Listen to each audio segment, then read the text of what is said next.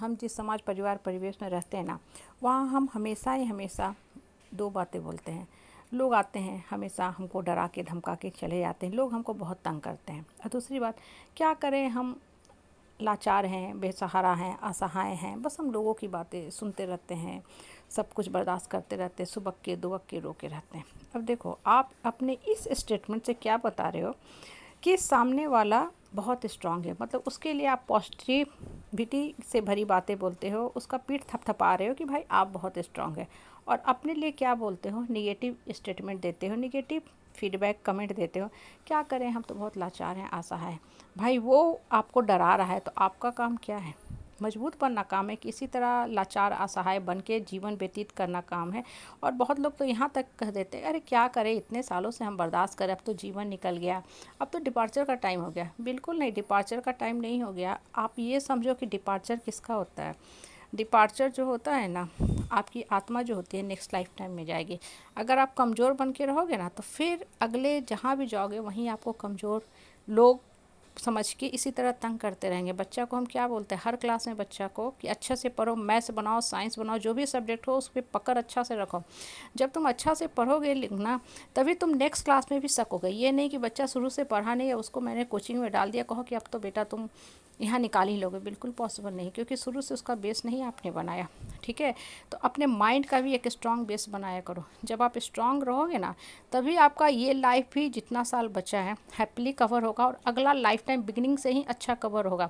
अगर आपने अपने आप को कमज़ोर बना के रखा तो लोग हमेशा ही हमेशा आपको परेशान करते रहेंगे, तंग करते रहेंगे।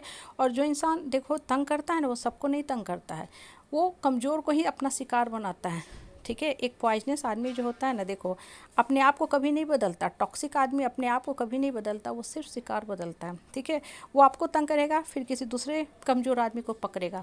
लेकिन जिस दिन आप स्ट्रांग हो गए ना, वो देखो भीगी बिल्ली बन जाएगा, चुपचाप हो जाएगा, शांत हो जाएगा। इसलिए लोगों को ना खुल के जवाब देना सीखो, स्पष्ट रूप से बोलना सीखो, घड़ी घड़ी मत उलझो।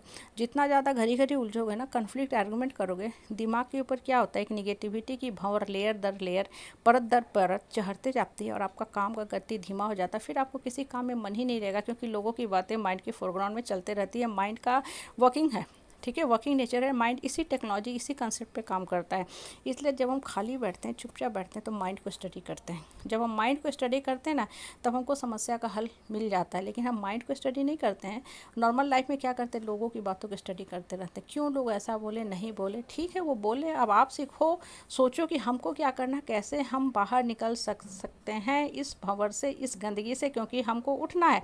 हम गंदगी में नहीं रहेंगे ना भाई, बाकी लोग गंदगी में है, रहने दो। हम अपने आप को स्वच्छ रखेंगे, साफ़ रखेंगे, परफ्यूम लगाएंगे, पाउडर लगाएंगे, सेंट डालेंगे, ताकि मेरा मन सुगंधित रहे, मन प्रसन्नचित रहे। और जब मेरा मन प्रसन्नचित रहेगा, तभी हम लाइफ को मीनिंगफुल बना पाएंगे। आप देखो, घर को भी जब आप खुला छोड़ते हो ना, तभी कुत्ता बिल्ली कहीं से घुस जाती है। हाँ, बिल्ली घुसती है, दूध पी जाती है, घर को गंदा करके चली जाती है। आपने बहुत सारे फल फूल पौधा लगाए हैं, आपके जो गेट थे वो खुले छोड़ गए, ठीक है, गाय बकरी घुस गया, खा गया ना। आप मन का गुस्सा निकालते हो, गाय बकरी को डंडा से मारना शुरू करते हो। मन का कहीं ना कहीं फ्रस्ट्रेशन निकलता है, जबकि वो बेचारी क्या गलती तो है नहीं, आपने खुला छोड़ा तो खा गई। तो अपने मन के ऊपर ये लॉ क्यों नहीं अप्लाई करते हो, मन को क्यों नहीं टाइट करके कंट्रोल करके रखते हो, कि बाहर के लोग आते हैं, आपको तंग करते हैं, डराते हैं, आपके मन के अंदर नकारात्मक बातें झाड़ बोल के जाते हैं, भर के जाते हैं, उन लोगों को क्यों नहीं आप खदेड़ते हो, क्यों नहीं डंडा लेके वहाँ खड़े हो जाते हो। गाय को लाचार प्राणी है, असहाय है, तो डंडा बरसाना बड़ा ही आसान है। ठीक है, मजबूत को मारो, मजबूत को मारो। वो जो आ रहे हैं आपको परेशान कर रहे हैं, आपके मन के अंदर नकारात्मक भावना भर रहे हैं, उनको रोको। जब उनको रोकना सीखोगे, तभी आपका लाइफ मीनिंगफुल होगा, तभी आप लाइफ को सही ढंग से समझ पाओगे, लाइफ का कंट्रोल आपके हाथ में रहेगा। नहीं तो ये जो नकारात्मक प्रवृत्ति के लोग होते हैं ना, देखो इनकी जो दबंगई होती है ना, इनके खून में इस कदर जकड़ी पकड़ी रहती है ना, कि ये लोग नॉर्मल बात से सीखेंगे नहीं, इनके लिए बहुत बड़ा डंडा बरसाना पड़ता है। और इनको सबसे बड़ी बात, भरी समाज में एक्सपोज जब तक नहीं करोगे, सुधरने वाले नहीं हैं। इनके साथ आप सोचोगे हम समझौता कर रहे हैं, कॉम्प्रोमाइज़ कर रहे हैं, सहनशील बन रहे हैं, वो भाषा इनको समझ में आने वाली नहीं है। इसलिए कृष्ण ने भी देखो महाभारत के युद्ध में अधर्मी पापियों का अधर्म के रास्ते पे चल के ही अंत किया।